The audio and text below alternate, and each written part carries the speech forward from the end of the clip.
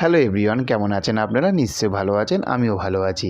আজকে যে বিষয়টার উপরে কথা বলবো সেইটা হচ্ছে প্রভু জগন্নাথ দেব, প্রভু বলরাম ও সুভদ্রা এরা যখন স্নান যাত্রা হচ্ছে, স্নানের পরে 15 দিন ধরে মন্দির বন্ধ থাকছে। আমি আগের ভিডিওতে আলোচনা করেছি, যারা আপনারা দেখেননি আমি ডিসক্রিপশানে লিঙ্ক দিয়ে রাখবো, সেই ভিডিওটা দেখে নেবেন। তো সেই যে 15 দিন ধরে যে দরজাটা বন্ধ থাকছে, আমরা প্রভুদের যে দর্শন করতে পারছি না, তার কারণ তারা একান্তবাসে যাচ্ছে। এবং আমাদের যেরকম শরীর খারাপ হয়, শরীর খারাপ হওয়ার পর আমরা কী করি? ডাক্তারখানায় যাই, হাসপাতালে যাই, সেই রকমই আমরা কি মেডিসিন খাই, খেয়ে তারপরে সুস্থ হই। কিন্তু প্রভু জগন্নাথ দেব এবং প্রভু বলরাম সুভদ্রা এনারা কিভাবে সুস্থ হয় এবং সেই সময় তাদেরকে কিভাবে যত্ন করা হয়, আরও সবথেকে বড় বিষয় হচ্ছে যে তাদেরকে কি ওষুধ দেওয়া হয়, আরও তার থাকতে বড় বিষয় হচ্ছে যে তাদেরকে সেই সময় কি খেতে দেওয়া হয়, সব কিছু খুবই ছোট্ট করে, একদম খুবই ছোট্ট করে সংক্ষেপে আজকে এই ভিডিওটির মধ্যে আলোচনা করব।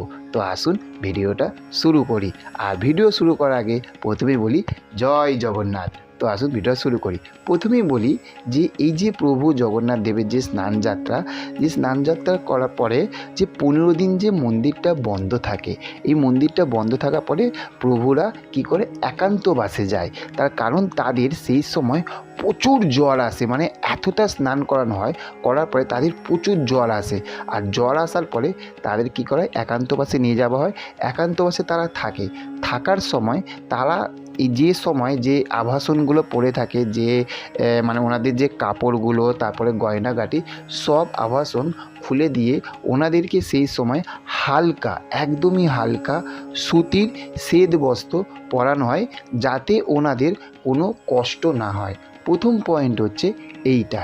সেকেন্ড পয়েন্ট বলি যে ওনাদেরকে কিভাবে সুস্থ করা হয়। বলি 5 দিনের মাথায় ওড়িয়া মঠ থেকে ফুলেরই তেল দিয়ে মালিশ করা হয়, তারপরে রক্তচন্দন ও কস্তুরীর প্রলেপ লাগানো হয়।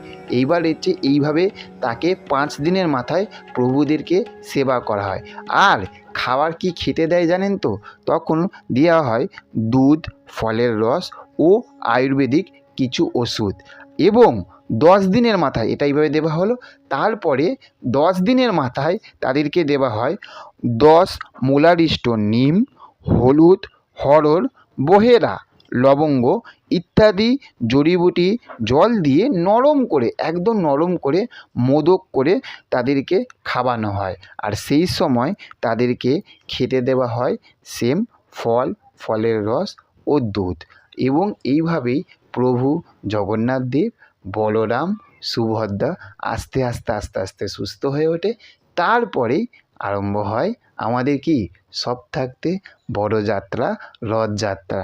আর তারপরেই আমরা দেখতে পাই প্রভু জগন্নাথ দেব, প্রভু বলরাম এবং সুভদ্রাকে আমরা মন ভরে দর্শন করতে পারি, রথের দড়ি টানতে পারি আর পুণ্য অর্জন করতে পারি, তাই না? তো আপনারা রথ টানতে এবং রথ দেখতে কোথায় যাচ্ছেন অবশ্যই কমেন্ট করে জানাবেন। ভিডিওটা কেমন লাগলো সেটা কমেন্ট করবেন, লাইক করবেন, কাছের বন্ধুদের কাছে শেয়ার করবেন। চ্যানেলে যদি নতুন হয়ে থাকেন চ্যানেলটাকে সাবস্ক্রাইব। দেখা হচ্ছে পরবর্তী ভিডিওতে। ভালো থাকবেন। Okay, thank you, have a nice day. Tata, bye by.